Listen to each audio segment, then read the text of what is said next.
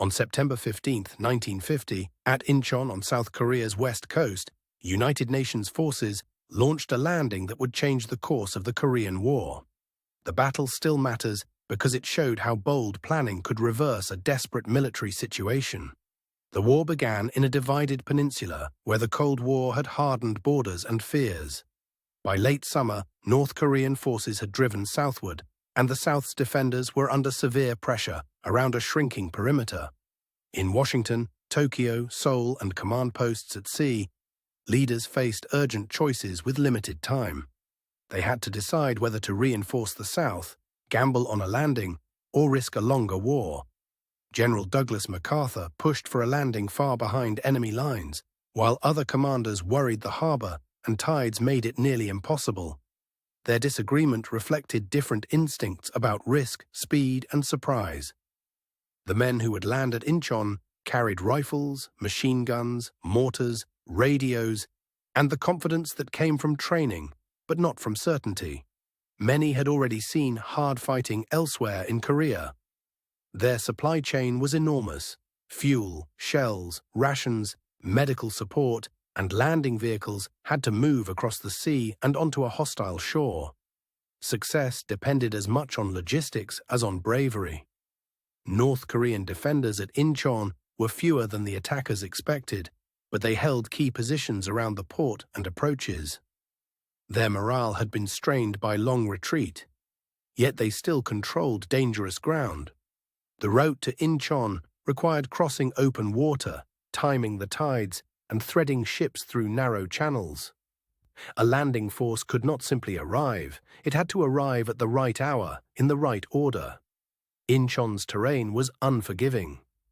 Mudflats, seawalls, islands, and industrial waterfronts created a battlefield where movement could be slow, confusing, and exposed. The weather added uncertainty, with heavy clouds, changing light, and strong tidal shifts shaping the entire operation. Even a successful landing could be delayed or scattered by the sea itself. The United Nations plan depended on surprise, naval gunfire, and a rapid push inland to seize key ground before the defenders could react. It was a plan built on speed and shock.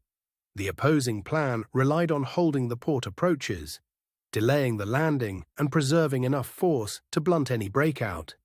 The defenders expected geography to work in their favor.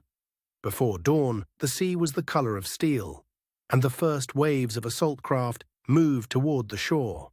From offshore, the operation looked orderly. From the beach, it would soon become far more complicated. Naval guns struck enemy positions around the port and nearby islands, trying to suppress resistance before the troops came ashore. The bombardment could not guarantee safety, but it could shape the first minutes of the battle. As the first soldiers landed, they faced seawalls, slippery mud, and narrow access points that slowed the advance. The initial struggle was less about dramatic charges than about finding a way forward. The pressure point came where roads, bridges, and embankments funneled movement inland. Whoever controlled those routes could either contain the landing or turn it into a breakthrough. Small units fought for positions that mattered far more than their size suggested. A single roadblock, hill, or intersection could delay an entire column and alter the rhythm of the operation. The decisive movement was the push to widen the beachhead and seize the harbor area before the defenders could regroup. Once the attackers gained momentum, the battle began to tilt. As the landing force expanded ashore, North Korean positions became harder to coordinate and easier to bypass. The defenders faced a difficult choice between standing firm and pulling back to preserve their forces. The breakthrough did not come from one dramatic moment alone. It came from the combined effect of sea power, timing, and the defenders' inability to seal the landing quickly enough. By the time the battle's outcome was clear, the landing had opened a new front behind the North Korean advance. That shift forced a rapid retreat from positions that had seemed secure only days earlier. The immediate aftermath was a mix of exhaustion, relief, and hurried consolidation. Engineers, medics, and supply teams worked to turn a contested shore into a usable base. For civilians in the area, the battle meant displacement, uncertainty, and the disruption of ordinary life. In the larger war, Inchon helped relieve pressure on the south and reshaped the campaign's momentum. The landing also changed how commanders around the world thought about amphibious warfare. It became a case study in the value of surprise, intelligence, and naval coordination. In the months that followed, the war expanded and then hardened again, showing that one victory could not end the conflict by itself. Inchon was decisive in the moment, but not the final answer. Historians still debate how much the landing owed to brilliance, luck, enemy weakness, or all three. They also weigh the risks of the operation against the scale of its success. Some accounts emphasize the boldness of the plan. Others note that the defenders were already stretched thin and that the tide of war was more complex than a single battle. Careful history holds both truths together.